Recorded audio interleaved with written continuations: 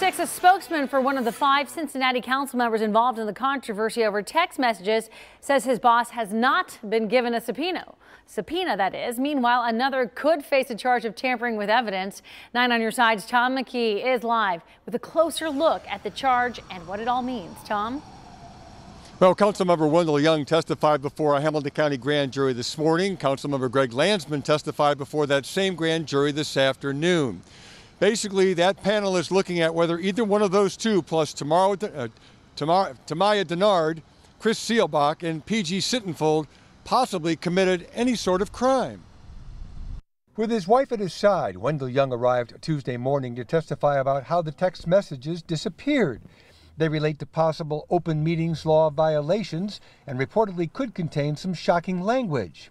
Here's what Brian Shrive, the attorney for taxpayer Mark Miller, was told what happened by the city solicitor. Wendell Young intentionally deleted all or most of his text messages that were responsive to our discovery request and public records request. Defense attorney Marty Pinellas says that might be a third-degree felony, tampering with evidence. When you know that there's an investigation going on, you can't do anything to actively hide the bacon. You don't have to present it unless it's subpoenaed, but you can't hide it. If Young were to be charged with evidence tampering, and if he would be found guilty, the penalty could be 3 years in prison and a $10,000 fine.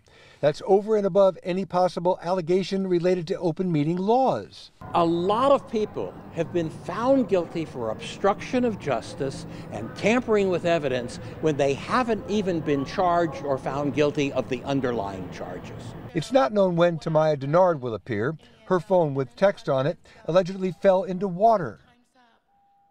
Now, P.G. Sittenfeld's communications director just sent 9 on your side a message which basically says that he has complied with saving all of his text messages, and even though he hasn't received a subpoena, they will be turned over to the prosecutor's office sometime tomorrow. Tom McKee, 9 on your side, live at Cincinnati City Hall, downtown.